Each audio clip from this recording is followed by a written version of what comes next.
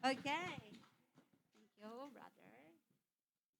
Oh, you have your own. Oh my God, Mr. Christian. Thank you, guys. Praise God. Amen. Thank you for that very warm and great introduction. I really enjoy it. But of course, lahat po ng glory ay sa Lord lamang. Amen. Palakpakan po natin si Lord. Pwede po ba tayong tumayo as an honor for reading of God's Word? If you have your Bible with you, buksan po natin sa John.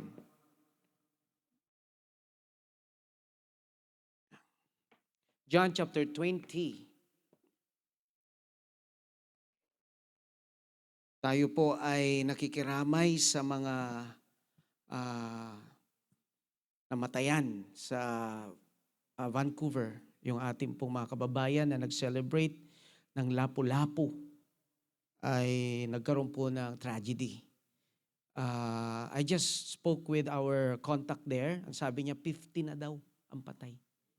There are 50 people who are already dead. But of course, we really, share our sympathy sa kanila, saan man sila naroroon, mga JCTD Vancouver, right? Na mga kapatid natin. Hopefully, they're all good, they're all fine. And of course, ang protection lang po natin ay sa Panginoon. Amen? Okay, so let's read this verse from John 20, verses 24 to 29. Okay, verse 24 to 29. From the New Living. Do we have New Living Translation?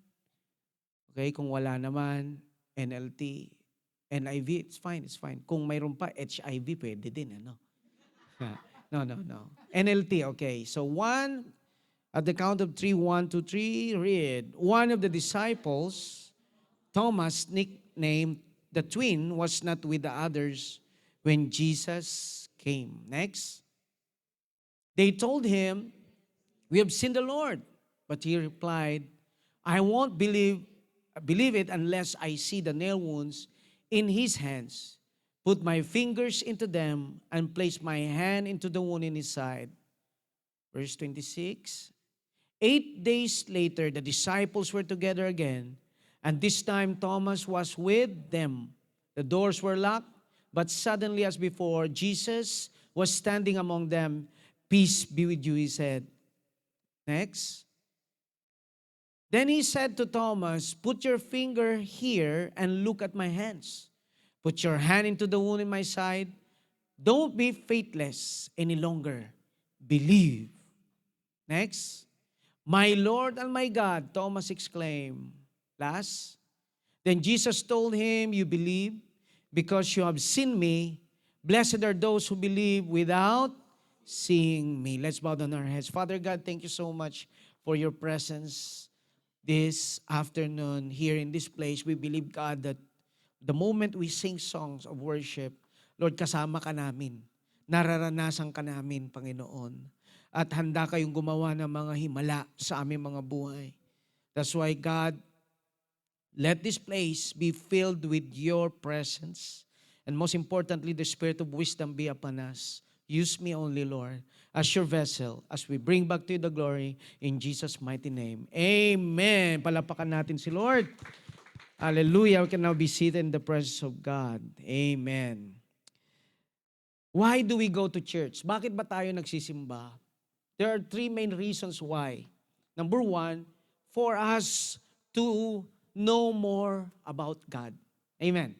So this is not a place of religion. Hindi dito tayo magkakaroon o papasok sa isang relihiyon. Kundi ang lugar na ito ay isang lugar na tayo ay matututo sa salita ng Diyos. At dahil tayo natututo sa salita ng Diyos, napapalapit tayo sa Kanya. Amen? Because, at the end of the day, ang pinaka-importante sa lahat yung na-develop yung relationship mo sa Panginoon. Amen? Number two reason why we go to church, for us to experience or to feel the presence of the Lord. Amen? The presence of the Lord is where we thrive, where we live. Ang isda ay saan? Dagat. Ang lawin o eagle o any birds ay sa himpapawid. Amen. Amen. Pero ang tao nilikha ng Diyos sa presensya niya. Tandaan mo yan. Amen. So sa isang buong linggo, hindi ka nagsimba, ewan ko lang kung buhay ka pa. Dahil alam natin maraming tao ay hindi nagsisimba, yung mga taong yun, mga spiritual zombie. Wala silang spiritual life or their spiritual life is dead. Are you still with me? But praise God, tingnan mo yung katayo, buhay na buhay. Amen. Praise God. Nananaba nga no? Amen. So thirdly, the reason why we go to church is because for us to not only experience the Lord's presence, but to experience the manifestation of God's presence. Amen. Na kapag tayo nagsasama-sama, may healing na magaganap. Kung sa katawan mo yan, be ready, God will touch your body. Kung mayroong part sa iyong body na parang mayroong lump or may tumor or you have been diagnosed na may cancer ka, the Lord will heal you. O kahit saan man, amen, sa mga part ng iyong katawan, kayang pagalingin ng Panginoon. I remember yung story nung magkaibigan, sabi niya, pre, anong zodiac sign mo? Di niya alam yung zodiac sign. Ano ba yung pare? Parang ako, sabi niya, Cancer. Ako Almoranas. Amen. Ano ba? Sabi mo sa katabi, anumang sakit, kayang pagalingin. Okay? At hindi lang yon, pati mental sickness. Di ba? Yung mga nadidepress, yung mga may anxiety, pwede naman palitan yung anxiety ng anxiety. Di ba? Anxiety. Amen. So you have the choice if you will remain in that emotion or you will overcome that emotion by the power of the Lord and His Spirit, yung joy. No, yung product of the Holy Spirit, the fruit of the Holy Spirit is love, joy. The joy of the Lord is with you. Amen. So yun, nararanasan natin not only the healing but also the favor and the blessing. Kapag wala kang pera, paglabas mo rito, wala ka pa rin pera. Pero may ginagawa na ang Lord. Amen. Amen. Diba? Wala kang pera, pero alam mo sa puso mo, God will provide. Iba yun. Kaysa yung pumunta ka sa isang lugar, tapos wala kang perang pumunta, paglabas mo, wala ka pa rin pera, at feeling mo, wala ka talagang magiging kapera-pera. Amen. Kaysa pumunta ka sa simbahan, amen, nanalangin ka na magpo-provide ang Lord sa iyo, and you believe. Amen. Kaya susunod na yung blessing mo. Amen. Praise God. Sabi mo sa katayo, bless ka talaga, kapatid. Bless na bless. Okay. So now, this place is the church na inilagay tayo dito ng Panginoon. Amen? Upang tayo ay pagpalain niya. However, may mga tao na though sila ay nagsisimba, pero hindi pa rin nila maranasan yung blessing ng Lord. Bakit kaya? Ano kaya ang dahilan? Ano ba ang reason behind why is it that people who go to church ay hindi pa rin ma-experience yung fullness of God, fullness of God's blessing? Amen? Natututo sila. No? Nafe-feel din naman nila yung presence. Natatouch sila ng Lord. Di ba? Minsan pag nag-worship ka, talagang grabe naman yung worship mo. Tumatayo yung mga balahibo mo no? Pati sa ilong, natayo yung balahibo. Di ba? So nafe-feel mo talaga yung presence ni Lord. Minsan hindi mo mapigilan, naiiyak ka pa nga Amen? Amen? Yung bang kinikilabutan ka na parang hindi mo alam kung hindi ka mapakali, di ba? Parang maiihi ka na hindi. Amen? It is the presence of God, the manifestation of God's presence. Yung iba nga, feeling niya kasi he's not worthy, parang kinukuryente yung puwet, di ba? Parang mayroong electricity. Parang sinusunog daw siya, Pastor, parang sinusunog ako kaya hindi ako maka-stay ng matagal sa simbahan. Amen? Kung gano'n ang nafe-feel mo, hindi ka naman demonyo siguro, ano? tao ka naman. Amen? Kasi demonyo lang nasusunog sa presensya ng Diyos. Right? Pero, yun nga, marami nakakaranas ng presence ni Lord, pero kukunti lang talaga yung nakakaranas ng manifestation ng presence niya. Yung blessing. Amen? Now, when we say blessing, hindi yung pera lang. No? Hindi rin yung ikaw ay maraming ari-arian o maraming what do you call this, mga negosyo. No? 3 ang bahay mo dito sa Toronto. Wow! Sana all. Amen? Diba? Kundi yung satisfied ka kung anong meron ka. At hindi lang yun, nagiging blessing ka pa sa ibang tao. Yun talagang reason. Yung ang blessing ng Panginoon ay ibinigay niya sa iyo to be a blessing to other people. At that makes you satisfied. Amen? Amen? Now, gusto ko na lahat tayo rito, pag alis natin, blessed na blessed talaga. Anong susi? Ano kaya ang susi para maranasan ng tuluyan ang pagpapala ng Diyos sa ating mga buhay? Okay? So yung title natin, ang pag-uusapan natin ay Unbelieving Believer. Unbelieving Believer. Okay? Unbelieving Believer.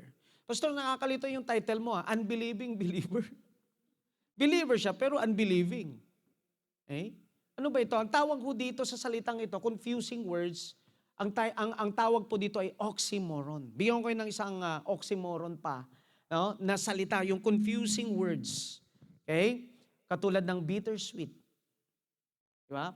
Mapait na matamis. Amen. Ano ba ibig sabihin ng bittersweet? Pag pinaghiwalay mo siya, mapait, tapos matamis. Pero pag pinagsama mo, okay. Diba? Bittersweet.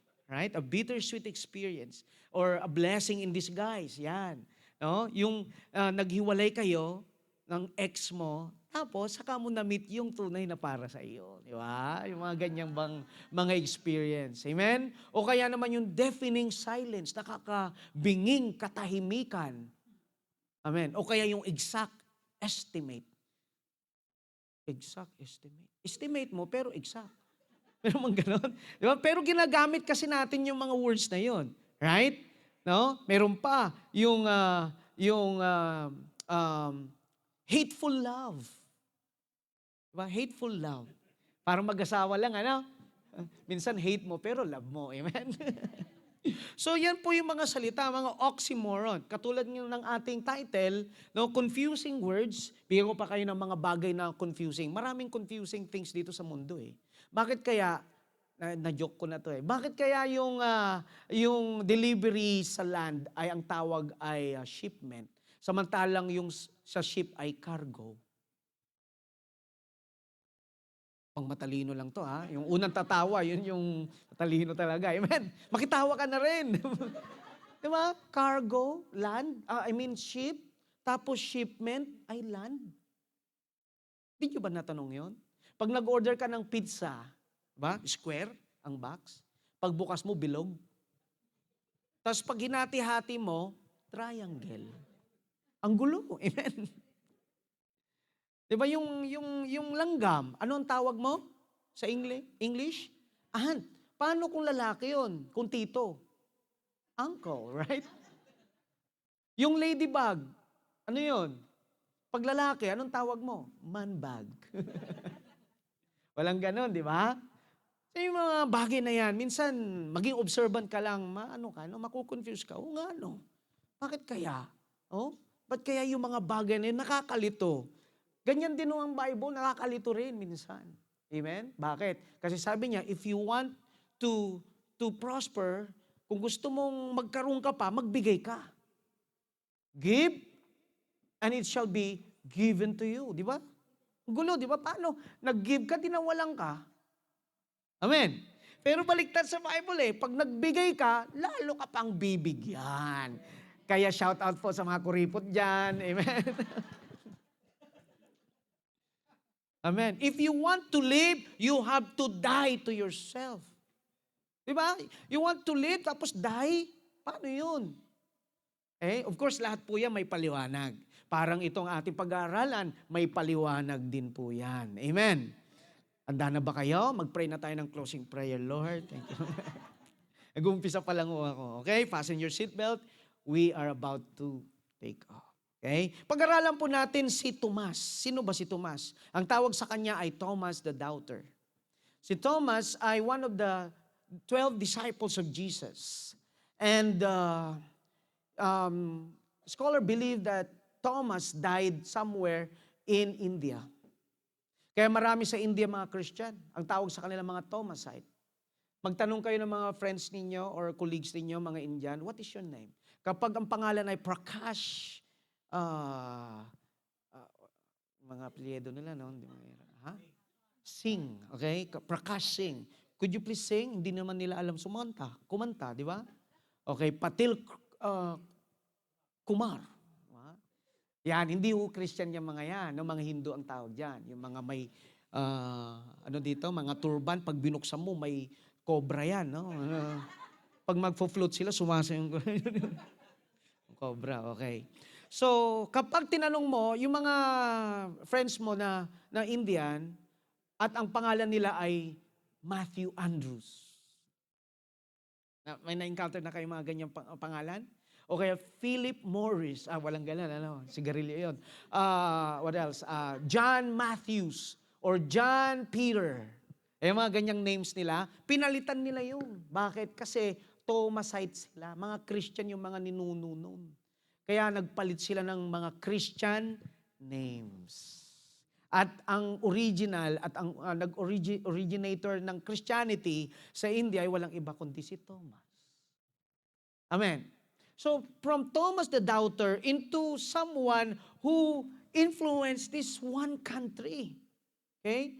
Iisa lang ang ibig sabihin niyan. Si Thomas na Doubter na bago ang buhay. Are you still with me? Why? At first, siya po ay isa sa mga disciples ng Panginoong Yesus, pero siya po ay skeptical when it comes to the resurrection of Jesus. Everybody say resurrection of Jesus. Alam niyo, ang resurrection ng Panginoong Yesus, yan ho ang ating sandigan. Yan po yung foundation. Yan po yung ating pinananaligan. Kung walang resurrection, walang Christianity. Kung hindi nabuhay si Jesus, o kaya may balita na nagsasabi, someone found the bones of Jesus. Uwi na lang tayo. Attend na lang tayo ng mga lapu-lapo, yung mga, na lang tayo, magpakasasa na lang tayo sa buhay natin, sa pera natin, gastusin na natin, mag-bar na lang tayo, balik na lang tayo sa cabaret tayo, Yung mga ganun, di ba? Kung wala rin lamang pala, walang saysay itong pagsisimba natin. Kung si Jesus ay namatay at hindi siya nabuhay. Bakit? Ang tawag sa kanya ay sinungaling at impostor. Sinabi niya na siya ay Diyos na nagkatawang tao at siya ay mapapako, mamamatay, ngunit mabubuhay. Kung hindi nangyari yun, kung na-found out nga na siya pala ay patay hanggang ngayon, di wala akong kwenta itong faith natin. But praise the Lord. Why? Because He lives. Amen. Amen. Hallelujah. Palapakan natin ang Panginoon. Buhay ang Diyos. Hindi man natin, buhay si Kristo, hindi man natin siya nakikita ngayon. Pero dahil pinag-uusapan natin ang pangalan niya, He is somewhere. He is looking at you. He is with you right now. His presence is being felt in this place. Nararanasan natin na nandito ang Panginoon. At anda ang Diyos na ibigay kung ano ang needs mo ngayong oras na ito. Amen. Maging expectant ka lang. Manampalataya ka lang. Kaya lang ang problema, maraming mga disciples si Jesus Christ noong araw, kahit na nabuhay na hugos sila, together with the Lord Jesus Christ, the earthly Jesus, I mean the Jesus na 2,000 years ago na buhay, kitang-kita na nila, nakadaupang palad na nila, nahawak si Jesus. Ngunit marami pa rin silang doubts. In fact, itong mga disciples na ito, one of them ay binitrade siya. Ang pangalan niya ay Judas. God knows who does not pay. Yung mga tricycle nakalagay doon, God knows who does not pay. Kaya magbayad ka daw sa tricycle pag sumasakay ka. O kaya yung mga jeep, di ba? God knows who does not pay. Pangonsensya ba, di ba? Now, si Peter, dininay siya 3 times.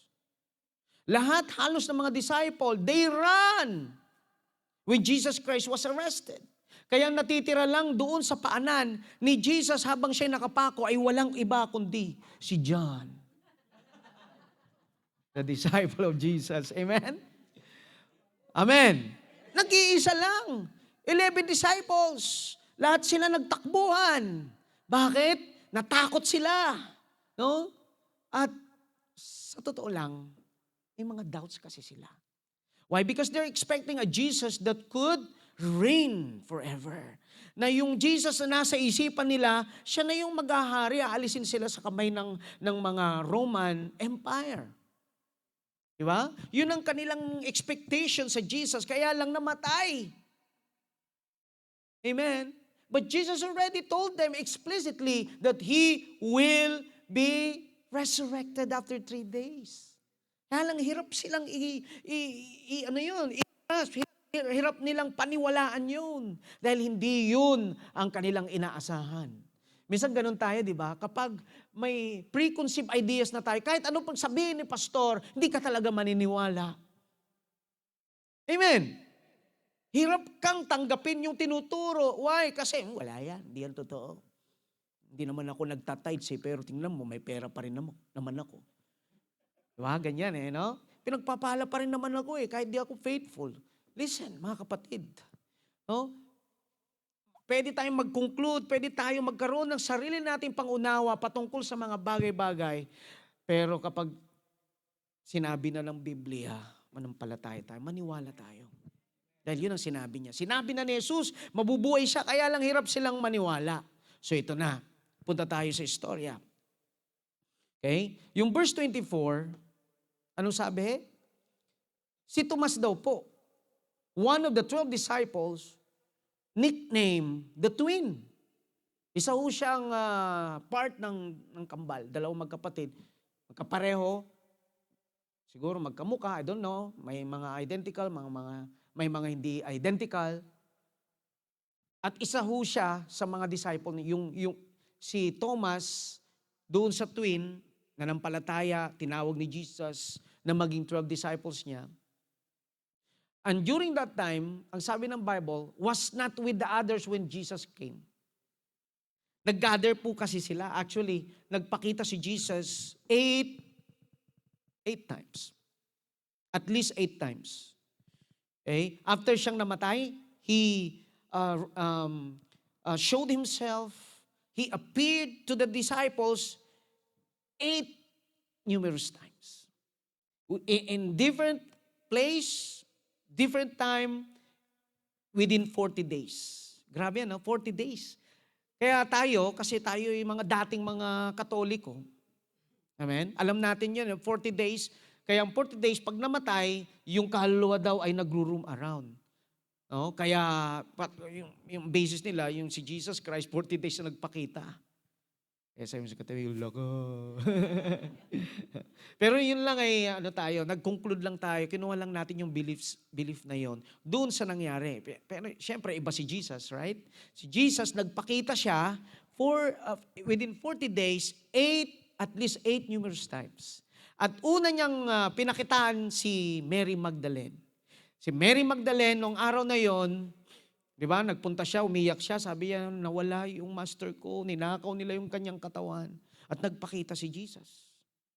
At nagulat ho, si Maria, at ang sabi niya, gusto niyang yakapin, sabi niya, no, don't touch me, I'm not yet glorified. Yung katawan ko, hindi pa siya glorified body. Amen? Bakit? Kasi once ng isang tao namatay na, he will receive a glorified body once Jesus Christ will come back in the rapture. Ang mauna kasi na kukunin ni Jesus ay yung mga namatay na mga mananampalataya. Ang tawag sa kanila sa Bible ay they're like sleeping. Bakit sleeping? Okay? Sabi nung iba, unconscious. No, their body, yung kanilang physical body na bulok, Diba? Inilibing, namatay, pero yung soul nila ay kasama ni Jesus somewhere. So magmi-meet yon at pupunta ngayon yon doon sa air, sa rapture. And then kukunin niya, ang susunod na tatawagin niya ay ang mga nabubuhay pa. Ang prayer ko, ang prayer nating lahat, dumating si Jesus at tayong lahat ay buhay pa. Amen? Kaya sabi mo sa katabi, kapatid, matagal kang mamamatay. Hindi ka pa mamamatay. Amen? Darating si Jesus, makukuha ka niya sa rapture. Hallelujah. Praise God. Amen? At ang sabi ng Bible, in the twinkling of an eye, and the shout of the archangel, at the voice of the Lord, we will all be changed. Ibig sabihin, ang body natin mababago, katulad ng glorified body ni Jesus. Kaya yung mga puti kasi pointed nose yan. Tayo, mga disappointed nose. Huwag kang mag-alala, may pag-asa pa yan. Amen! Kaya huwag kang magpaparitoke. Pag nagparitoke ka ng mukha, pagdating mo sa langit, sino to?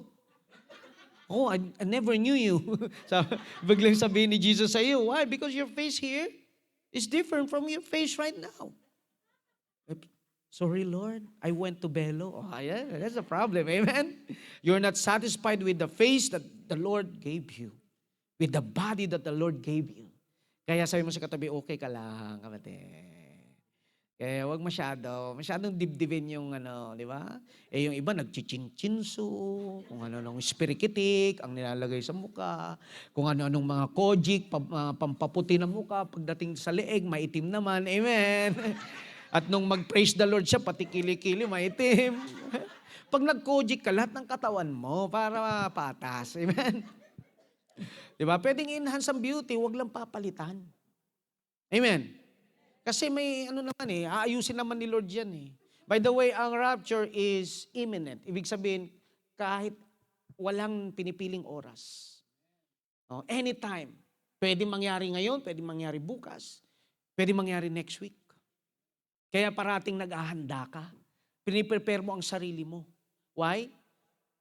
Mamuhay ka ng may kabanalan sa tulong ng Diyos. Iwasan mo ang kasalanan, lumayo ka sa tukso, hindi tukso lalayo sa iyo. Lumayo ka sa tukso. I-preserve mo ang sarili mo for the coming of Jesus Christ. Kasi pagdating niya, paano kung, anak! Sabi ng Lord sa'yo, tinawag ka niya. Tapos, Lord, teka, nagmamadyong po ako. O kaya nagiinuman ka, Lord, sino yan? Di ba? Tinatawag ka na lang Diyos eh. Totoo yun. Tatawagin tayong lahat ng Panginoong Hesus. Maririnig natin yung tawag niya. Amen? Paano kung bangag ka? Anak! Amen? Praise the Lord. Always be ready for the coming of Jesus. Now, so Jesus, nag-appear siya. This is actually the fourth and fifth. Okay. Yung second, nag-appear siya sa mga ladies. So, ang ginawa ng mga ladies, nilapitan na siya. Amen? Part si Mary, yung other Mary, si Mary and Martha. Tapos maaaring yung isa pa, si Susana. Kasi dinalaw nila yung puntod ni Jesus eh. Nagpakita si Jesus doon. Second appearance. Third appearance is when these two disciples of Jesus, not among the 12, okay, habang sila naglalakad sa road to Emmaus, nagpakita si Jesus, di na nila siya namukaan kasi glorified body. Okay? Do you understand, brothers and sisters? Are you following? Now, yung pang-apat, pang-apat na, ito na. Pumasok si Jesus sa isang nakalak na pinto. At doon nag-gather yung 10 disciples. Wala ho si Tomas. Late. Kaya sabi mo sa katabi, huwag kang malilate, kapatid. Tapos sunod, ha? Ayun, maaga ka. Pastor, tuwing preaching lang ako umaattend. Tuwing praise and worship, di ako na-attend. Bakit? Ayoko yung tugtugan. Ganon. Di ako sanay. Gusto ko yung solemn. Yung mga nagtatalon-talon. Tapos si Brother Russell, pag nag-praise, grabe. Nakaka-inspire talaga yung Brother Russell. Parati, alam mo ba? Parati kitang pinagmamalaki. Pag lalamya-lamya yung song leader, alam mo, mayroon akong pinupuntahan. Pag nagpa-song lead siya, talagang grabe talaga. Ganyan dapat. Alive. Amen? Praise God. Naka-inspire eh. Nandun nga kami sa likod, napapasayaw din talaga ako. Tinitignan ko yung dance step ni brother eh. Amen? Lalo pag siya pang main song leader, wow. Amen? Dapat sa susunod, tawagin mo lang sila, pumunta kayo rito, mag-cha-cha tayo. Di ba? Ganyan. Oo, totoo yun. Dapat masayang simbahan. Hindi yung palakpak lang ng ganyan. Ano ba yung kanta natin kanina? I give you glory. Parang di naman nag-glorify si God dyan. Amen? Eh, hinihintay ko nga yung tipa ng drums kanina eh. Gagawing dung, dung, dung, dung. Parang tsatsay na. Dung, dung, dung. Hinihintay kong kumembot na si Brother Russell. Amen? Saya, di ba? Ganyan ang simbahan. So sa'yo sa katabi, sa susunod, huwag kang malilate. Amen? Wow. Eh, ito, pastor, talagang late po ako eh. Okay, better late than absent. Nahiya na ako. It's okay. Basta huwag parate, di ba? Linggo-linggo ka naman nalilate. Huwag naman ganon, okay? Better be late than absent. Amen. So ito nang nangyari. Late ho itong si Tomas. Oh, yan ang sabi ko sa inyo eh. Pag nalilate, may namimiss. Namiss niya si Jesus. Nung dumating siya, wala na si Jesus. He lived already. So, sinabihan ngayon siya, ito na, sabi ng scripture natin, sabi ng mga 10 disciples, we have seen the Lord. Okay? The following week. Okay? After 8 days, sabi ng Bible. Okay? Nagpakita na ngayon si Jesus. Nakita namin si Jesus. Okay? We have seen the Lord. But he replied, I won't believe it unless I see the nail wounds. Di ako maniniwala hanggat hindi ko nasusot yung daliri ko sa kanyang kamay, sa kanyang paa. No? Hanggat hindi ko lulusot yung daliri ko sa kanyang tagiliran, hindi ako maniniwala. Yan ang problema natin. Naniniwala na tayo dati. Pero nung dumaan tayo sa mga pagsubok, yung dumaan tayo sa mga mga testings ng life natin, when the going gets tough, ayan na yung faith natin, medyo nagpa-falter. Amen? Eh kasi very stressful week ito sa mga disciples. Imagine, hinuli yung master nila, tapos yung expectation nila hindi na-meet. So, probably, itong mga disciples na to, yung faith nila kay Jesus Christ at yung mga words ni Jesus Christ, medyo lumalabo. Nabago ngayon yung kanilang pananampalataya. Bumagsak yung faith nila. At isa sa mga naapektuhan ay si Tomas. Kaya sabi niya, kailangan ko munang isuot yung daliri ko sa mga butas ng katawan niya bago ako maniwala. Anong nangyari? Anyari? Kitang-kita mo noon kung paano pinagaling ni Jesus yung mga may sakit. Kitang-kita nila kung paano hinati ni Jesus yung dagat pula. Ay, iba pala yun. Ano? Si Moses pala yun. Kitang-kita nila kung paano pinakain ni Jesus yung 5,000 sa magitan 2 isda at 5 tinapay. Kitang-kita nila kung paano yung mga bulag nakakita. Kung paano yung hukot ang kamay, humaba ang leeg. Amen? Kitang-kita nila yung mga himala ng Diyos sa pamagitan ni Jesus. And yet this time, nagda-doubt na sila. At ang pinakamatindi sa lahat, si Tomas. Anong sabi ni Tomas? Maniniwala lang ako pag nakita ko na si Jesus. So anong sumunod? Next. Anong sumunod? Now, 8 days later, the disciples were together again. And this time, Thomas was with them. Oh, early na, maaga na siya. Okay? The doors were locked. But suddenly, everybody say, suddenly. Sino dito gusto na yung word na suddenly? Meron pa akong gustong word, immediately. Wow. Yung mga magaganda no? Yung wala kang trabaho, suddenly, nagkatrabaho ka. Wow. Amen, wala kang boyfriend. Immediately. Kita mo, may boyfriend na. Nangyari. Immediately. Di ba? Hallelujah. And suddenly as before, Jesus was standing among them. Peace be with you. Yan ho ang trademark ni Jesus. Yung parating sinasabi niya. Why? Kasi ayaw niya may takot ang tao. Lalo ng mga disciples, ayaw niya. Pwede tayong matakot saglit lang. Pwede tayong mangamba saglit lang. Pero kapag nanalangin na, tayo ay malapit na sa presence ng Lord, mawawala na dapat yung takot. Mawawala na yung pangamba. Mawawala na yung nervyos. Amen. Now, verse 27. Tignan niyo verse 27. Then he said to Thomas, grabe, no? Siniggle out kaagad niya si Tomas. Inuna niya si Tomas. Kasi alam niyo ba, na 8 days later, si Jesus Christ nandoon eh. Nandoon siya, hindi lang nakita ni Tomas. Kumbaga, he is present, but spiritually, hindi nila makita sa physical eyes nila, but Jesus was there. Nawala lang siyang parang bula, pero nandun pa rin yung presence niya. Parang ngayon, wala siya, pero nandito ang presence niya. Kaya alam niya kung nagda-doubt ka, alam niya kung gumaganon ka sa pastor o sa tour, alam ko na yan. Ilang beses ko nang narinig yan, pastor. Amen.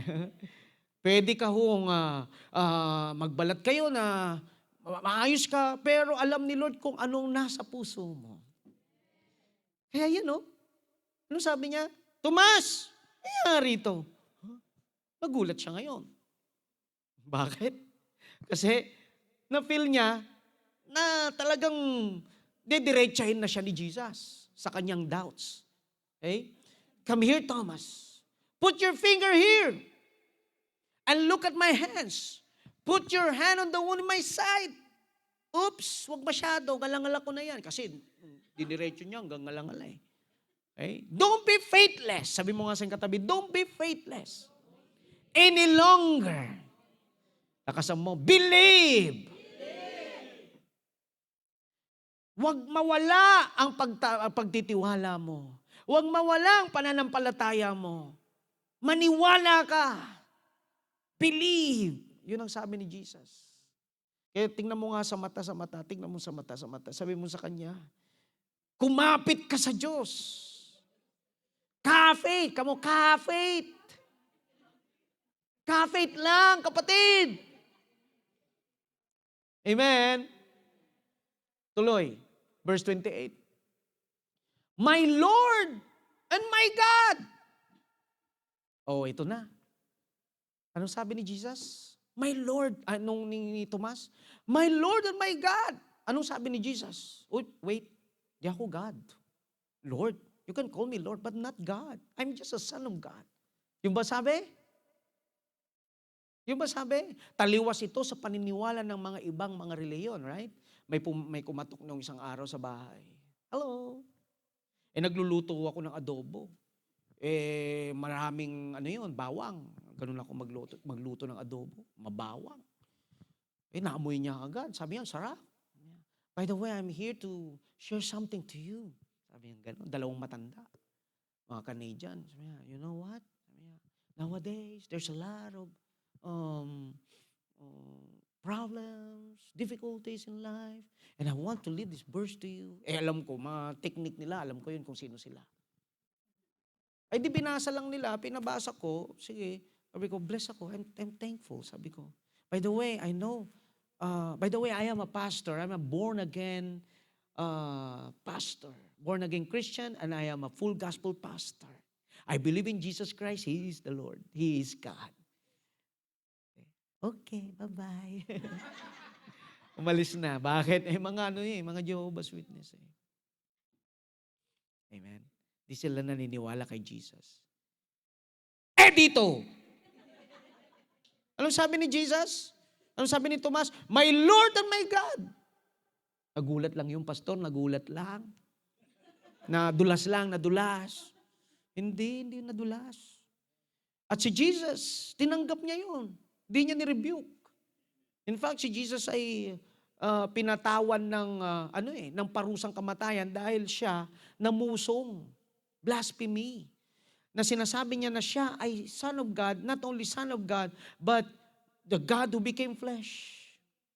Eh, sabi niya nga no, before Abraham was, I am. So yung word na I am niya is the same word that yung narinig ni Moses sa burning bush. I am who say. I am who is I am. I am who I am. Amen. Yun ang pangalan ng Diyos. So pamumusong. Kaya dito talaga, basis natin yan na si Jesus ay Diyos. We believe that Jesus is God. Amen. Who became flesh. Now, verse 29, so ito na. And Jesus told him, you believe because you have seen me. But blessed are those who believe without seeing me. Amen? Kaya pinagpala ka raw. Sabi mo sa katayo, pinagpala ka. Dahil kahit di mo pa siya nakita, naniniwala ka. Naniniwala tayo kay Jesus. Amen? Now, when it comes to faith, when it comes to believing, there are three kinds of people. Number one, ito yung una, believing. To believe only, kaya bang pakilagay ba dyan? Kaya ba mga kapatid? Okay? To believe only in other things but not in God. Yan ang unang klase ng believer. May mga believer din naman Kaso, believer lang sila. Believer lang sila sa eroplano. You know, I'm a believer. Kaya parating naghihintay yan parating ng flight. Di ba? Gusto niya pupunta sa iba't ibang lugar dito sa Canada. Ini-enjoy niya. Tapos pag may na siya, punta siya sa US. Flair Airlines, right? No? Fly now, pay later. Amen? Ano mang ganang offer? Fly now, pay later. Diba? Ganda, no? Amen? Wow, believe siya. Bakit? Kasi pagka siya ay naupo na sa eroplano, tulog na siya. Paggising niya, pinas na, di ba? Yung mga nagbiyahe, ganun ba kayo? Or katulad ko kayo na pag-upo niyong ganyan, lalo na pag gumagano, Lord, I repent, Lord, tinatanggap kita bilang Panginoon tagapagligtas. Di ba? Napapatanggap ka ulit kay Jesus, no? Habang gumagalaw yung eroplano, amen? Pero meron bang tao na pumupunta parate doon sa, ano bang tawag doon sa lugar? Cockpit? At kinakatok. Pilot, are you there? Are you really driving? Oh, I'm scared, di ba? Walang ganon, di ba? May tiwala tayo na kaya tayong dalhin from this point to that point. We believe in the airplane. We believe in the doctor. Yung mga doktor, di ba, pag nilapitan mo, naniniwala ka sa sinasabi. Pero sa totoo lang, mga doktor, re-resetahan ka, tapos hindi sila sure. Bakit? Pinapabalik ka. Balik ka, ha? Pag hindi umepekto yung balik ka, papalitan natin yung medicine mo. Biruin mo yon. Kung kaya mo pagkatiwala ang sarili mo sa doktor, na minsan na hindi sigurado, at ang mahirap sa mga doktor, sorry I believe in doctors. Amen? If not with the doctors and with the nurses, mas maraming namatay sa COVID-19. But praise God for their lives. God could still use the medicine to cure your disease. Amen. But first, you have to put your faith in God. Dapat siya ang primary. Siya dapat ang authority. Siya dapat ang siya dapat ang pananampalataya natin ay dapat nasa Kanya. Bakit? Kasi kahit na tayo mag-medicine, kung hindi naman tayo nananampalataya kay Lord, na kaya tayong pagalingin at kayang gamitin niya yung medicine na yon, wala rin kwenta yan. Amen? Baka it will turn out na hindi ka pa rin gagaling. Pero mayroon akong matinding mga tao na talagang kahit walang doktor, nananampalataya talaga. Parang yung isa nating pastor sa Pilipinas. Tinanong siya, kumusta po ang BP niyo, pastor? Kasi 70 plus na siya Si Tatay Nards, Pastor Nards. Pastor Nards, kumusta po ang BP niyo? Normal ako. Talaga? Paano niyo nalaman? Hindi ako nagpapacheck up Right? It could be. Amen? Na minsan, dahil nalaman mo na may sakit ka, yung tuloy lalo kang, may sakit ako. Kaya sabi niya, hindi ako nagpapacheck up para hindi ako matakot. Amen? Amen. Praise the Lord. So may mga ganun talaga tao na ibang klase rin silang mag-isip na kahit walang doktor, hindi ako mamamatay, walang needle na tutusok sa aking katawan, ako ay is healthy, ako ay mabubuhay ng 1,000 taon. Di ba? Matindi yung faith nila.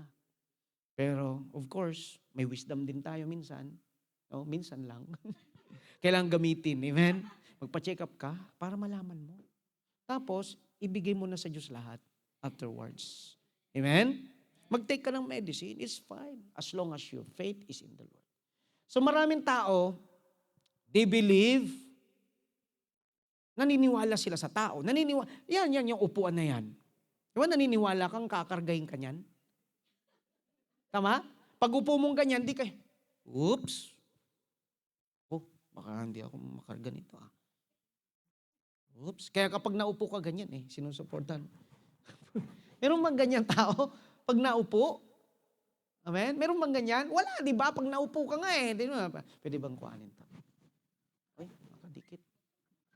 Magkambal pala ito, ha? Okay, ito. Halimbawa, ito. Amen? Dahil nananampalataya ka sa upuan na to, kaya ba ako dito sa camera? So, anong ginagawa natin, di ba? Diba? Kung hindi ka nananampalataya, ganito ka. Ka-ready ka, no? In case na ito'y tumaob, kaganyan ka pa rin. Diba? Ka-ready ka pa rin. Amen? Pero nananampalataya ka, pag umupo ka sa church, ganun ka pa nga Amen? Hallelujah! Talagang bigay na bigay ka. Amen?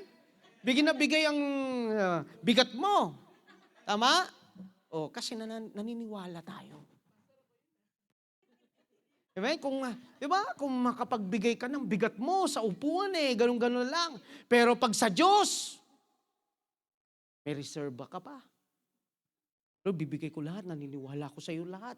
Huwag lang sa love life ko, ako na po ito, sa akin na po ito, ha? Huwag lang sa kapirahan ko, akin na to, ha? Ako nang bahala rito. Amen. Diskarte ko na to.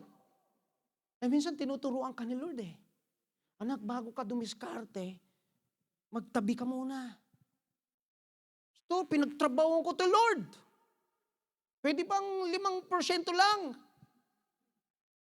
Sabi ng Bible 10% List po yun, pinaka-list mo na kayang ibigay. So, sa New Testament, binanggit ho yun na sa Hebrews, na hindi lang sa Old Testament ang tithes, sa New Testament din. So, paano natin challenge yung mga truths na yun?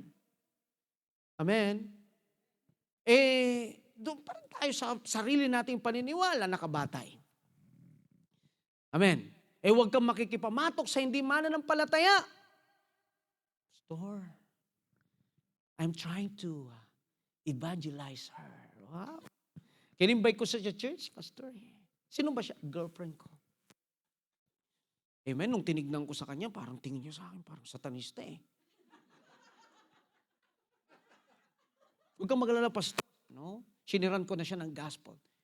Tinanggap mo yun si Jesus? Not yet, Pastor, but malapit na. Na-evangelize ko na siya. Bible study na kami. Ginamit mo ang salita ng Diyos, ang church, ang Bible study. Mali yun. Hayaan mo ibang mag-imbita. Tama? Kung talagang, ang inuuna mo si Lord, huwag mong gagawin sa sarili mong paraan. Minsan tayo, kapag tayo gumamit ng credit card, hindi ka na nagpe-pray May need ka. Total, may credit card naman. Nag-pray ka pa ba, Lord? Magpo-provide ka pa po ba? Kung hindi po, okay lang po. Meron naman akong credit card. Hanggang 10,000 pa po ito. May line of credit pa ako hanggang 25,000. Thank you, Lord. Ayan, tuloy, naubos ang 25,000 mo. Amen. Edi ang fallback mo, si God pa rin. Ang mahirap sa atin, last option natin si God. Sabi mo sa katabi, huwag ganyan, kapatid. Pag wala ka ng option, saka ka lang lalapit sa Diyos. Amen. Are you still with me? Tayo po ba yung ganitong tao na naniniwala sa mga bagay-bagay, naniniwala sa sinasabi ng tao, naniniwala kay yung dalawang magkaibigang Hapon, si Sabi-Sabi at saka si Kuro-Kuro? Samantalang sinabi ng Bible, pag sa Bible na,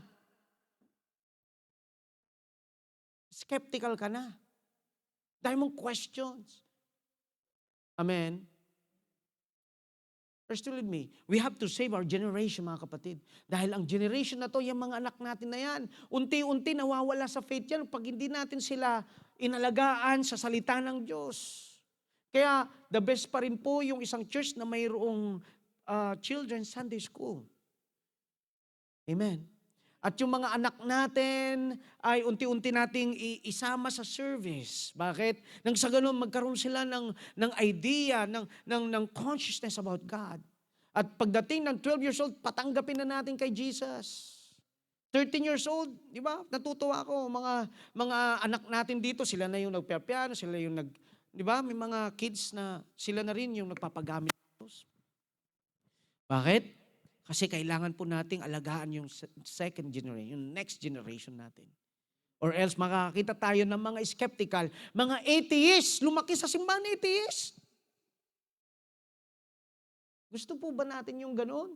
Hindi naniniwala sa Diyos. Dito lang no? Dito sa Canada, ang daming atheist. Kanina may dumalo sa atin, ibang lahi. No? Ang bilis tumakbo Taga-Iran. Bilis tumakbo talaga. Nagmamarathon pa yun Iran. Where you came from? Iran. Wow, layo nun Saan ka galing kako? Iran. Umaten sa church Sabi niya, ang parents niya daw, unbeliever. Hindi naniniwala talaga sa Diyos. Maniniwala sila sa doktor, maniniwala sila sa lahat ng bagay, wag lang sa Diyos. Praise God! Walang ganito rito. Amen? Praise God sa ibang church yun. Amen. Pangalawa, anong klase ng mga mananampalataya ito or believer ito? Second, to believe but needs to see first. To believe but needs proof. Bago ka maniwala, kailangan muna ng pruweba. Bago ka manampalataya, ipakita mo muna. Ang tawag ni Jesus sa mga taong ito, they're slow to believe. Luke chapter 24, verse 25. Kausap ni Jesus yung dalawang disciple na naglalakad papuntang Emmaus. Road to Emmaus. Itong dalawang ito, di nila alam na kausap na nila si Jesus. So, anong sabi ni Jesus sa kanila? Kasi nagda-doubt sila na, sabi nila kay Jesus, ikaw na lang bang di nakakaalam ng balita na yung promise na Messiah, namatay, pinako. Tapos ayun, naiwan kaming parang mga orphan. Iniwan kami ng inaasahan naming maging tagapagligtas. So anong sabi ni Jesus sa kanila? You are slow to believe. Ang bagal. Sabi mo sa katabi, ang bagal. Sa Ilocano, ang bagal. Sa Bisaya, ang bigal. Yung ang bagal maniwala. Kailangan pa ng pruweba. Tingnan niyo, ang pastor minsan paulit-ulit ang preaching. Bakit? Hanggat hindi ka naniniwala. Lahat gagawin namin para ulit-ulitin para maniwala ka. Minsan pinapalitan lang ng title pero the same pa rin yung content no? Amen? Yung isang pastor nag-preach ng John 3:16. 5 weeks, kapatid. John 3:16. Sabi nung mga members, ba't para 5 weeks na kayo nagpipreach? Sabi niya, hindi ako titigil hanggat di kayo tumatanggap kay Jesus. Hindi naniniwala Ang bagal. Walang ganito sa JCTD. Amen. Mga Christian, mabibilis yan. Sinusunggaban agad ang salita ng Diyos, naniniwala agad. Kung sinabi ng Bible sino pa bang tututol dyan? Hello? Amen? Bible na nagsabi, in-expound na ng pastor, pinaliwanag na, verse by verse sa inyo ng pastor. Pero ang hirap pa rin maniwala. Sabi mo sa tayo, para kang si Tomas. Ang bagal. Slow to believe. Kaya, believer tayo, nagda-doubt tayo. Believer tayo, pero unbelieving tayo.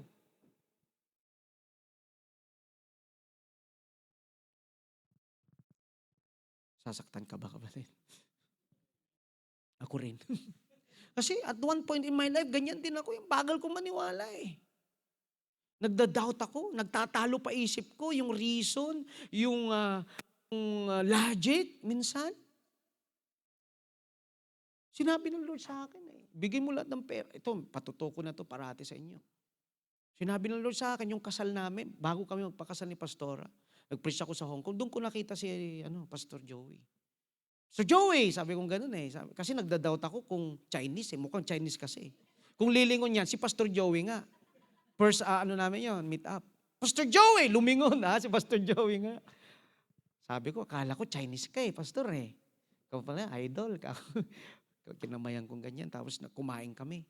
At yun yung first meeting namin. Amen?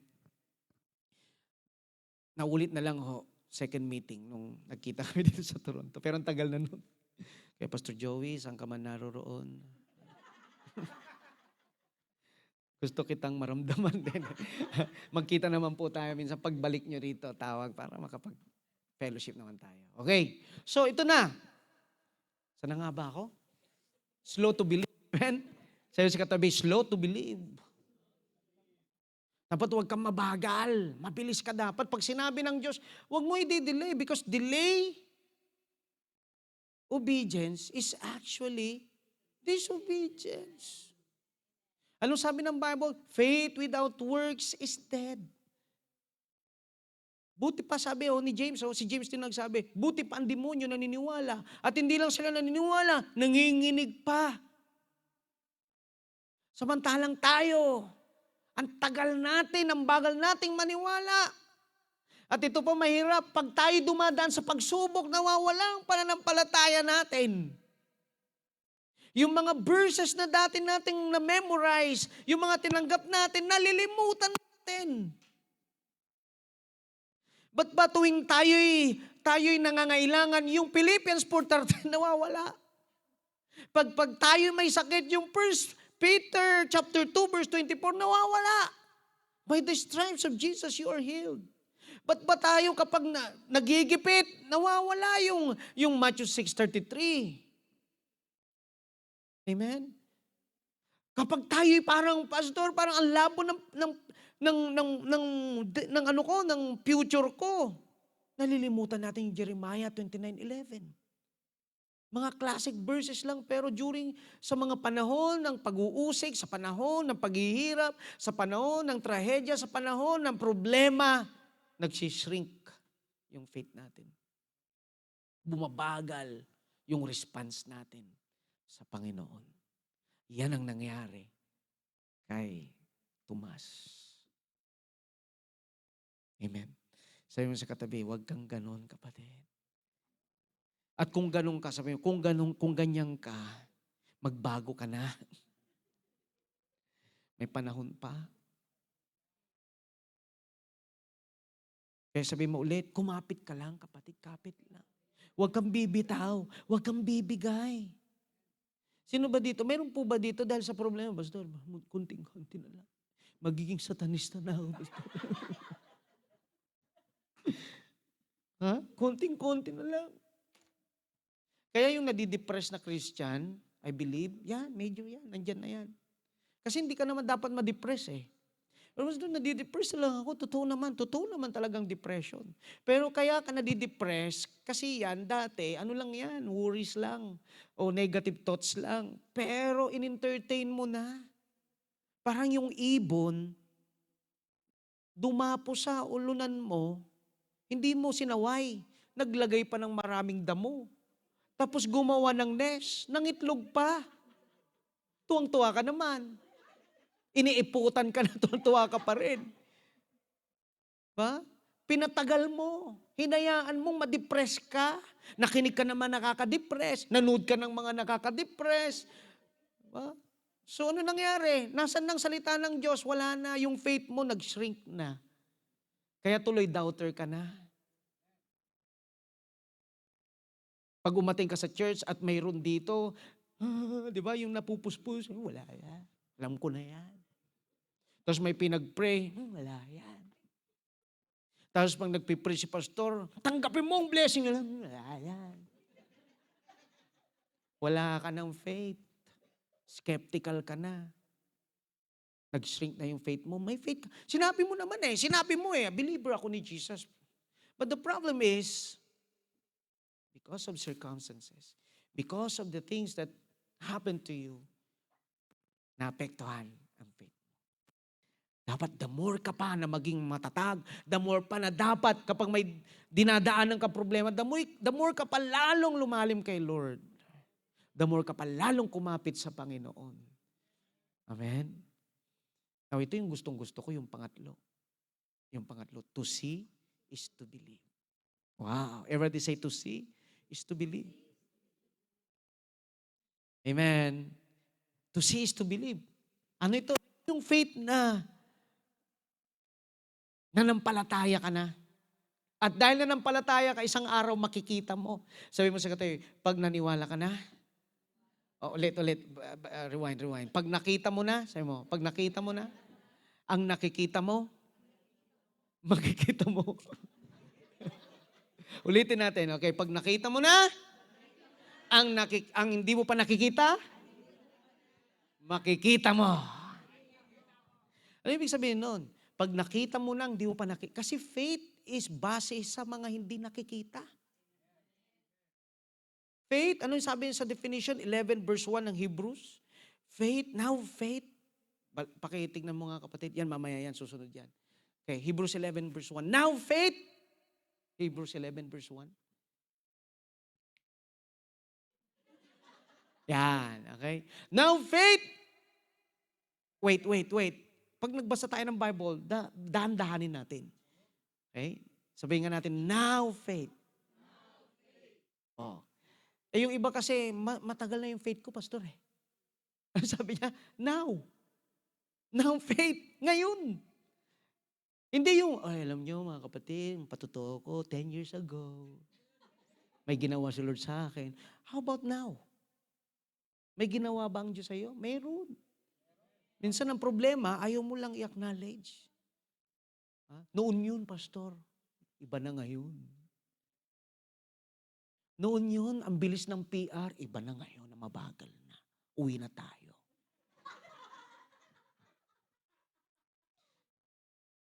Doon pa nga lalong gagawa at kikilo si Lord sa mga medyo mahihirap na sitwasyon eh. Yung parang walang paraan, walang way, tas bigla gumawa ang Diyos ng paraan, ng way. Amen! Yun ang mga nakakapuri talaga sa Diyos yan. Amen? Nakakaglory talaga sa Panginoon. Yan ang mga challenge ng isang taong may pananampalataya. Yung faith natin, natitest, na-challenge mga difficult circumstances. Lalo pa tayong tumatag, lalo pa tayong kumapit. Now faith is the substance. Ano ba yung substance? Hipo mo nga yung katabi mo. Okay. Sa balikat lang huwag sa ibang lugar. Sa balikat. Hipuin mo. Oh, wow. Sige, hawakan mo sa balikat. Hawakan mo. Dito. Balikat. Ang tawag yan, substance. Yung iba, malitang substance. Yung iba, malambot na substance. Yung iba, matigas na substance. Diba? Pero yan ang substance. Kung ano yung nahawakan mo.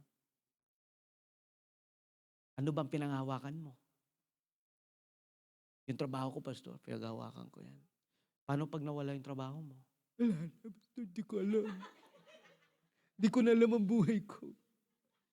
Kung yun ang basihan ng faith mo, wala. Basihan ng faith mo dapat, si God. Kasi yung mga yan, shaky foundation, shaky na substance yan. Pag yan, natumba, bagsak ka din. Pero si God, unshakable. Yung kingdom niya, unshakable. Kaya kapit lang sa Diyos.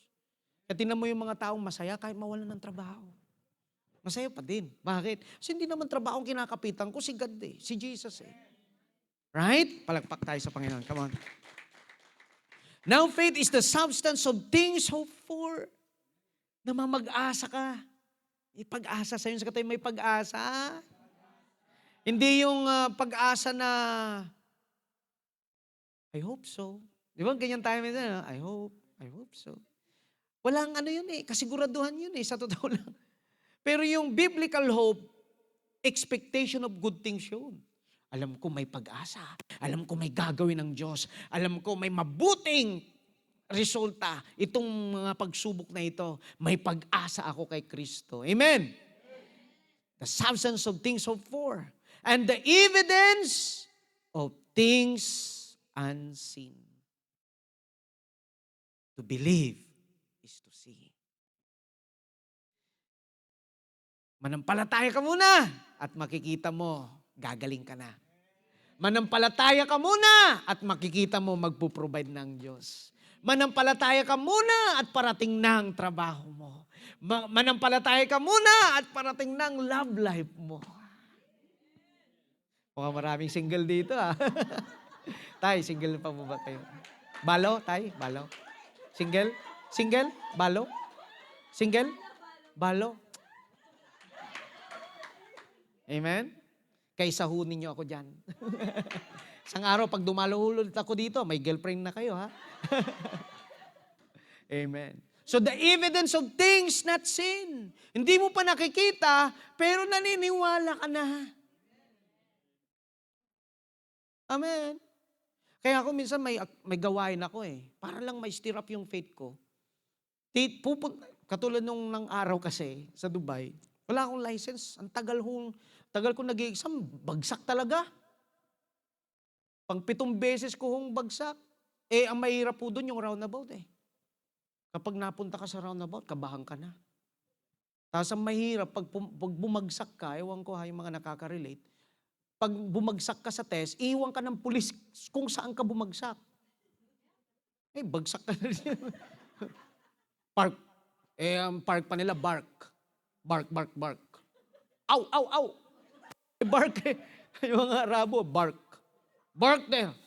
Aw. Hindi nagpark ko ako. Sabi niya, park. O, edi, inabot niya sa akin. Failed. Pang-anim po na beses. Yung pag-7, kumuha ko ng technique. Bigyan ako ni Lord ng revelation. Kinuha ko yung license ni Mrs. Si Mrs. ang nauna eh.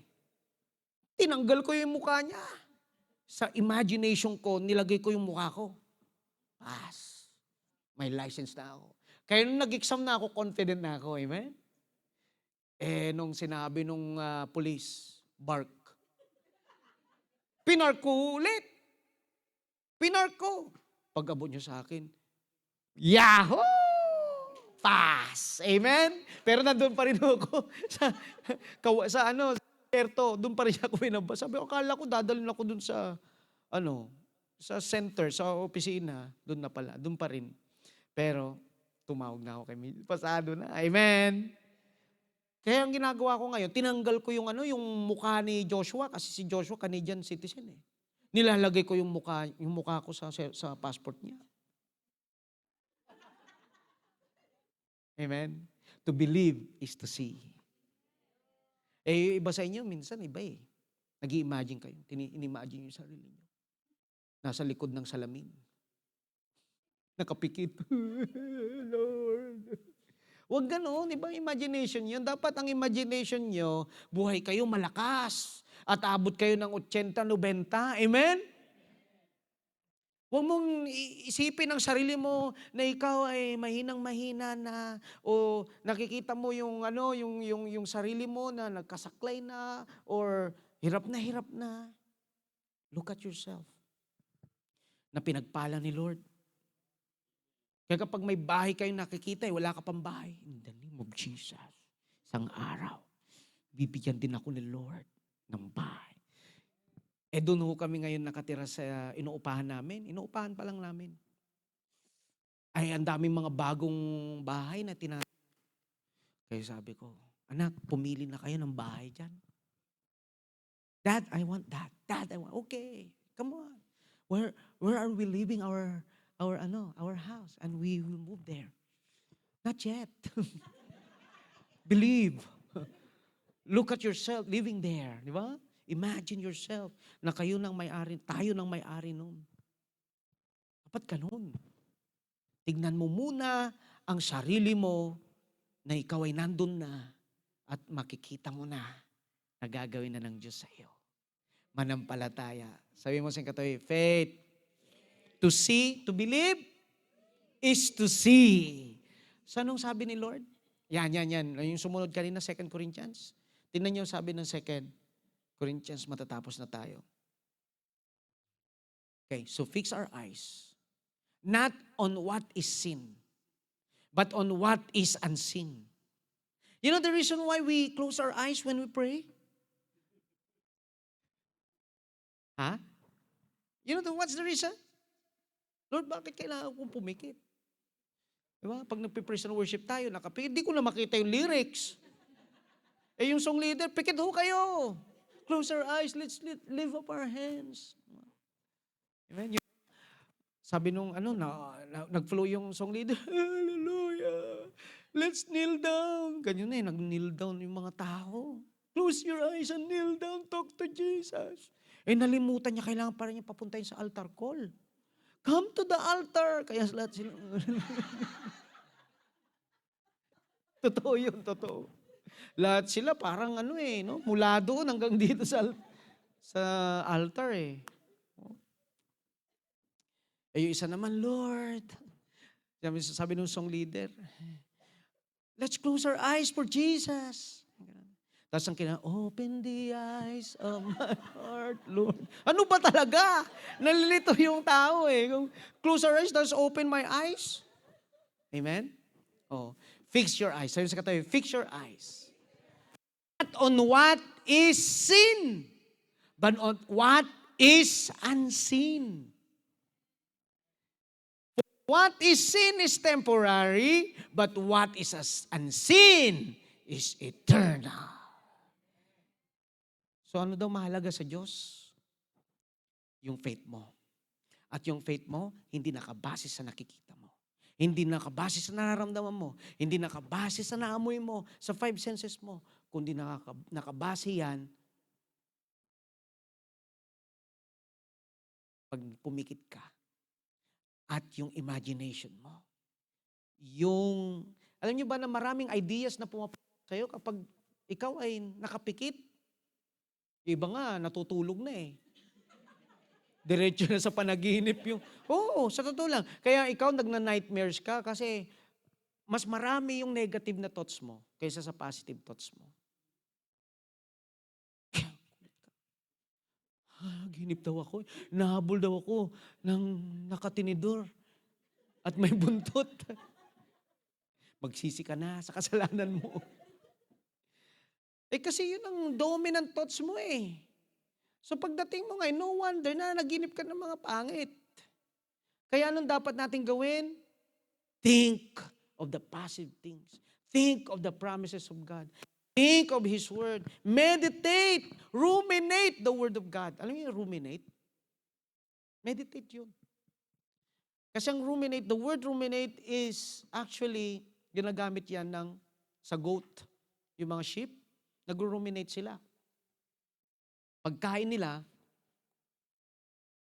alam mo yung mga kabayo at mga kalabaw, di ba? Ang tagal, 2 hours na. Eh paano? Pag, nilululun ho nila eh. Tapos babalik ho ulit, hindi tatanggapin eh. Nung may layer po yung tiyan niyang mga yan. Hindi, yung unang layer di tatanggapin, babalik ho yan. So yung chinu niya, yung cud, babalik ulit. Lulunukin niya ulit. Ayaw tanggapin yung pangalawang tiyan, babalik ulit. Kaya kita mo yung kambing, ang tagal ngumuya. Parang may bubble gum. Ganyan din dapat tayo sa Word of God. Pag nagbasa ka ng Word of God,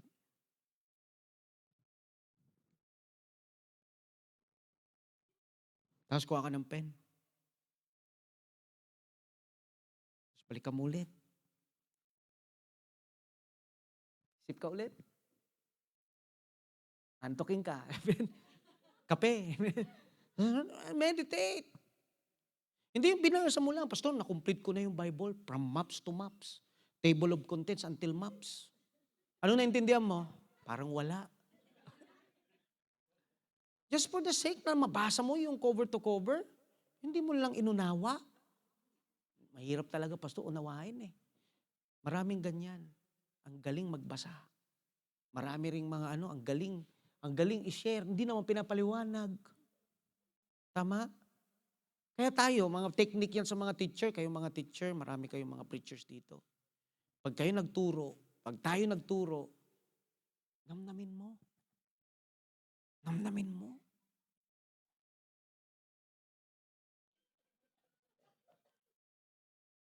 Saka mo lunukin.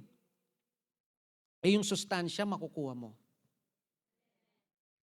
Amen? So ayan, fix our eyes on not what is sin, but on what is unseen. For what is sin is temporary, but what is sin is eternal. Kaya sabihin mo sa katabi, umanda ka pati, umanda ka. Yugyugin mo yung balikat, umanda ka. May breakthrough ka. Umanda ka, yung pathway mo, nandyan na. Umanda ka, yung magandang trabaho mo, yung increase mo, parating na. Amen? Palakpak tayo sa Panginoon. Hallelujah. Kaya, right this very moment, mga kapatid, ang Lord, ibibless ka niya. Why? Kasi sabi niya blessed are those people na kahit di pa nakita, naniniwala. Kaya ang daming blessed dito. Blessed na blessed tayo. Amen? Kaya aalis ka dito, blessed ka. Pag may nagtanong sa'yo, kumusta ka na? I'm blessed. Bakit? Wala ka naman pera. Mihiram nga ako sa'yo ng pera, sa'yo mo, wala eh. Blessed na ako. Talaga? Uy, pautang nga. Wala pa. Kasi mahirap kasi pag tinanong ka, kumusta ka na? Ito, blessed na blessed, okay na okay. Iuutangan ka nun eh. Kaya tuloy tayo, para maiwasan na yon, kumusta ka na? Ito, walang-wala. Huwag mo na utangan, walang-wala. Negative pa rin yun. Do not use your words against you. Use your words for you. Amen? Kapag may nagtanong sa'yo, kumusta ka na? Ito, mabuting mabuti. Paganda ng paganda, pabuti ng pabuti, pataas ng pataas, yaman ng payaman. Uy, Mari, pautang nga. Malapit na. Wala pa, pero malapit na. Pwede rin naman, sabihin mo yung totoo. Kumusta ka na? Ito, wala pa rin trabaho. Pero, magkakatrabaho na. Amen? May cambio ka. Hindi yung, kumusta ka na? Ito. Sabi ni pastor, pinagaling na ako. Pero, parang feeling ko, hindi pa rin. Baligtad. Amen? Unahin mo yung totoo. Tapos, sumunod yung pinaniniwalaan mo. Amen? Kaya, kumusta yung mga katabi mo? Kumusta ka na? Anong sagot? Bless na bless. Amen? Paganda ng paganda ang buhay. Pabuti ng pabuti, palakas ng palakas, pahealthy ng pahealthy, payaman ng payaman.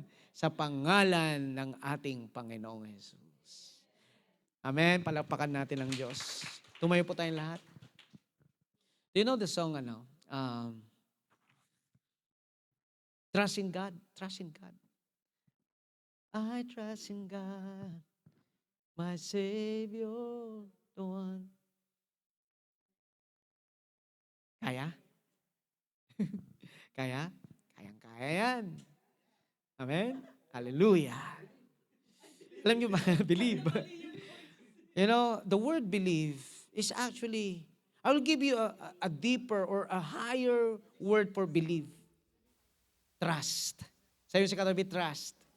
Kasi pwede kang maniwala, saglit lang. Pero yung trust, iba. Yung trust is a series of believing,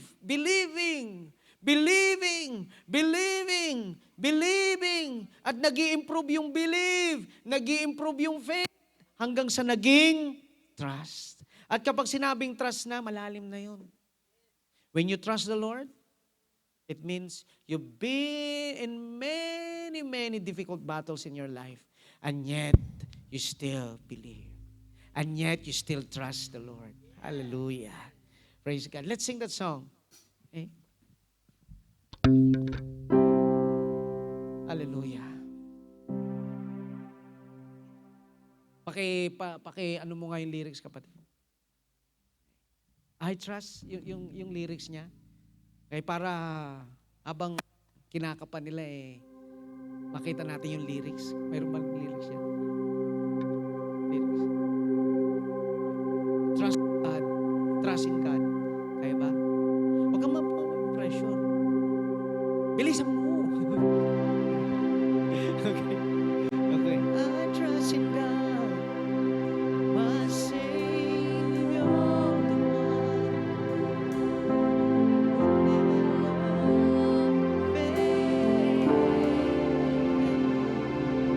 you will never fail. I trust in God. I trust in God, my Savior, the one who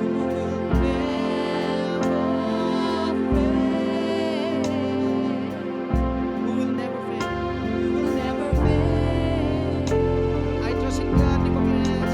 I trust in God, my Savior, the one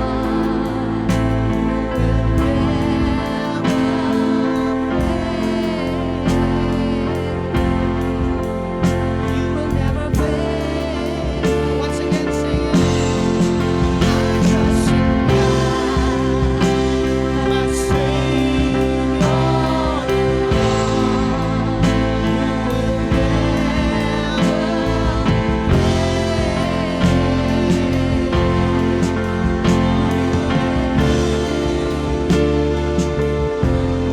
As you close your eyes, as you lift up your hands. Sige, habang nakapikit ka, I want you today, beginning this afternoon, to change the way you think. To change the way you imagine things. Imagine things. Use your imagination to imagine the result of God's Word sa iyong buhay. When the Bible said that God will provide, that God will supply all your needs. As you close your eyes, imagine may mga bagay, areas sa buhay mo, sa bills mo, sa mortgage or rent ng house mo, sa pang-tuition mo.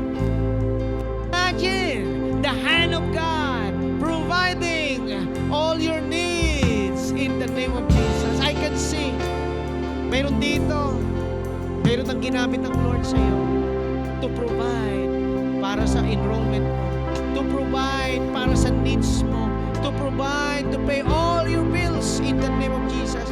Pati yung may utang dito malaki, God is using a hand to provide your needs. I can see right now in my faith.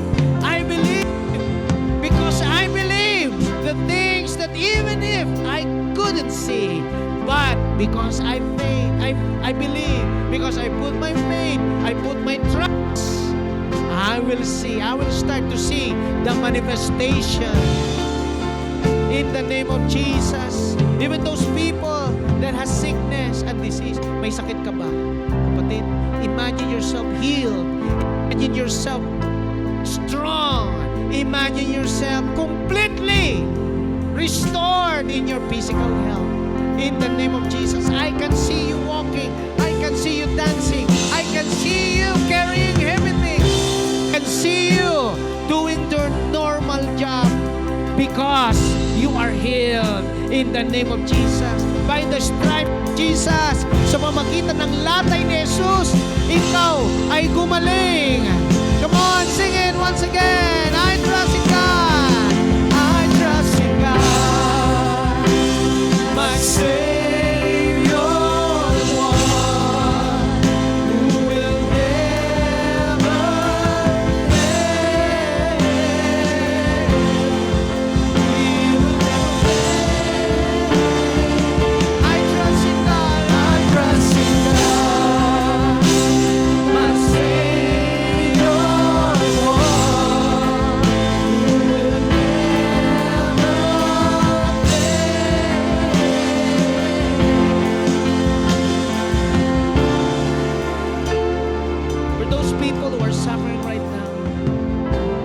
various trials, challenges, circumstances, marital problems, or whatever. Ano man ang challenge mo ngayon, ano man ang burden mo ngayon, give it to Jesus. As you lift up your hands, ibigay mo kay Lord yan. And I can see the hand of God. The Bible said, cast all your cares upon the Lord because He cares for you. Kinukuha ni Lord. Kinukuha ni Lord lahat ng problema mo. Pinapalitan niya ng peace. Pinapalitan niya ng joy. Pinapalitan niya ng trust. Pinapalitan niya ng faith.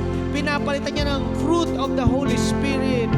Love, joy, peace, patience, kindness, goodness, gentleness, faithfulness, self-control, and against such things there's no law. Lord, hallelujah. Divine exchange, Panginoon, ang ginagawa mo sa oras na ito. Hallelujah.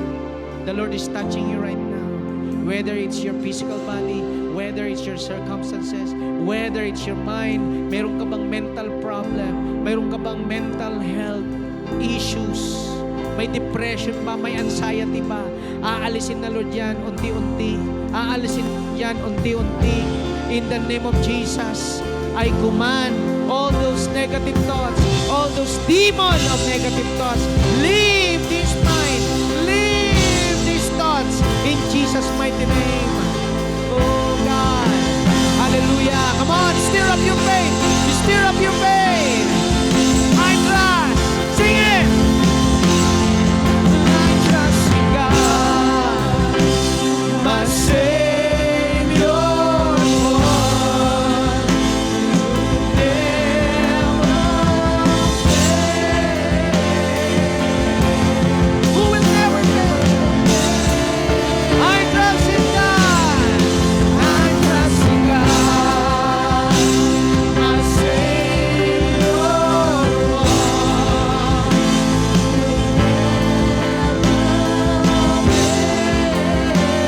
who will never fail. He will never fail. The Lord is saying something here. Meron dito couple siya, hirap magkaanak. If you're that person, I want you to know, walang mahirap sa Diyos. Kaya ni Lord kumilos. Kahit mahirap, kahit sumuko na ang lahat, ang doktor at ang faith mo sumuko na rin. Pero sinasabi ng Lord sa iyo, kung nandito ka man, sinasabi niya, the Lord will give you a child. This year, meron dito this year, magbubuntis siya, magkakaanak siya, bibigyan kayo ni Lord ng isang malusog na lalaking anak sa pangalan ni Jesus. Hallelujah. Walang mahirap sa Panginoon. Hallelujah. Come on, lift up your hands for the last time. I trust. And I trust in God. My Savior. Lift up your voice at the top of your lungs. Who will never fail. He will never fail. I trust in God. My Savior.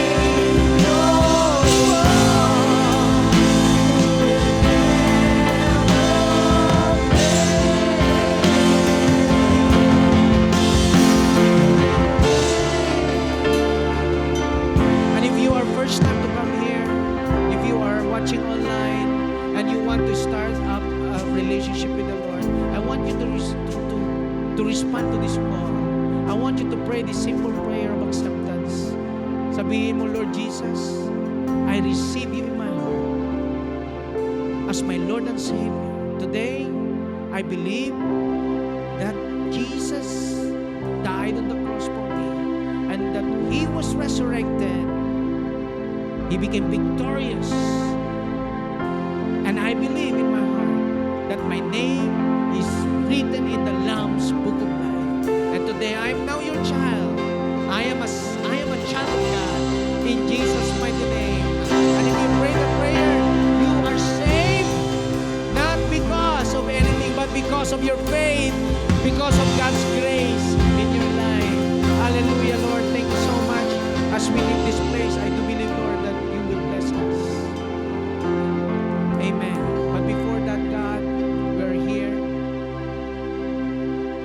illuminating,